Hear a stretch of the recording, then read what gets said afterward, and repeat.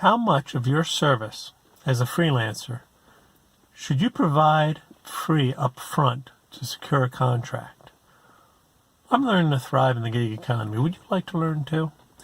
I was thinking about this week because I met with a prospective client today. That's why I'm wearing a shirt and tie. And I wanted to make sure I got the contract.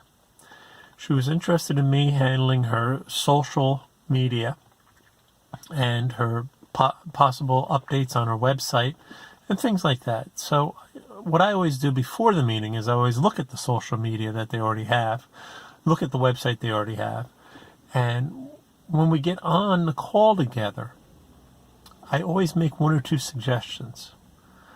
Nothing really major, or should I say nothing really esoteric, but some basic things that they could be doing right now to help them improve their social media. And the reason why I do that up front is because I want to establish myself as somebody who can help them by providing them useful information, and to show that I'm interested in actually building a relationship with them, that I'm not just somebody who's one and done, I'm just going to show up, do the job, and leave. That I'm actually trying to help them improve their business. And, but it's tricky as a service provider because it's different than, say, a baker or a caterer who is going to go in and offer you a little bit of an appetizer to get you to sign the contract for the banquet, So you don't want to provide too much.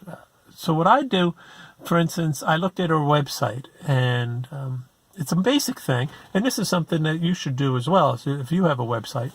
But you should look at your website and say, is this easily readable as far as your phone number is concerned?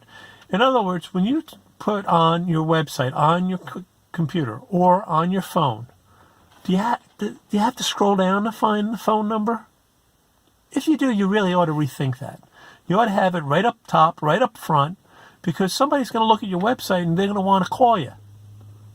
They don't want to spend time scrolling. Any friction that you put between them and calling you is going to hurt you. So anyway, what happened was we started talking at the meeting, and she happened to mention that the reason why they're rethinking their social media is that they're planning on redoing their website for next month.